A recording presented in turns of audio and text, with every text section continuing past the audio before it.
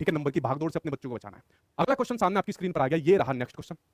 अगला क्वेश्चन दिया हुआ है कि जो टीचर होता है वो लड़कों और लड़कियों को शिक्षार्थियों के रूप में, ठीक है, सभी छात्रों की क्षमता में वृद्धि करता है, चाहे लड़का हो या चाहे लड़की हो, सबको शिक्षार्थियों के रूप में, स्टूडेंट के रूप में मानता है। कितना बढ़िया टीचर आपका, ऐसा ही टीचर आपको बनना है यहाँ पर, ठीक है।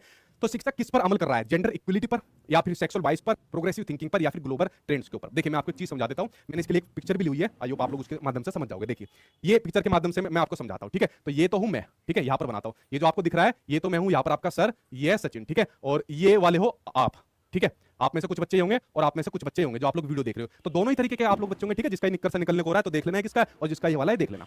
अब देखिए टीचर क्या काम कर रहा है, टीचर मान लीजिए यहाँ पर बच्चों को रिसोर्स दे रहा है, या यहाँ पर फॉर एग्जांपल आपको कोई गेम के बारे में दिखा रहा है, ठीक है। तो उसने क्या काम करा, सभी बच्चों को, जैसे यहाँ पर दो बच्चे हैं, सभी बच्चों को समान संसाधन तरीके की उसने टेबल दे दी, संसाधन दे दिए। तो टीचर ने कोई भेदभाव तो नहीं करा, तो मैंने कोई भेदभाव तो नहीं करा ना, दोनों को समान दे दिए। इस बच्चे की योग्यता कम है इसलिए वो मैच को नहीं देख पा रहा, लेकिन इस बच्चे की योग्यता इतनी है कि थोड़ा सा संसाधन मिलने पर ये इस मैच को देख पा रहा है। टीचर की गलती थोड़ी है, सचिन सर की गलती थोड़ी है इसमें, उसने तो दोनों के अंदर समान आपको संसाधन दिए ना, यानी टीचर ने क्या काम करा, इक्वलिटी की काम करी है, यानी समान रूप से उनको आका यहाँ पर, ठीक है। लेकिन इस बच्चे का क्या होगा जिसके यहाँ पर निक्कर निकली जा रही है, भाई एक तो निक्कर निकल रही है, ऊपर से मैच भी नहीं देख पा रहा।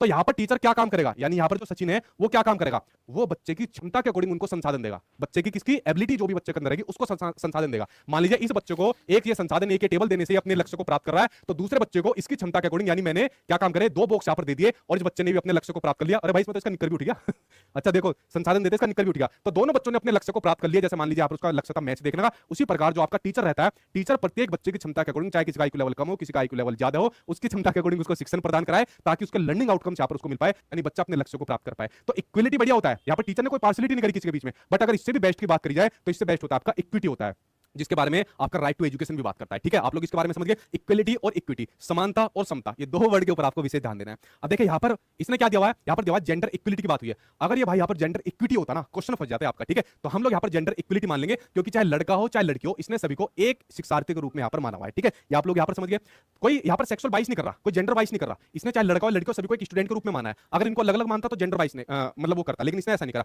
प्रोग्रेसिव थिंकिंग ठीक है, लेकिन यहाँ पर वो जेंडर इक्वलिटी की बात कर रहा है, ठीक है। और ये तो आपका होने से आंसर आपका फर्स्ट यहाँ पर हो जाएगा।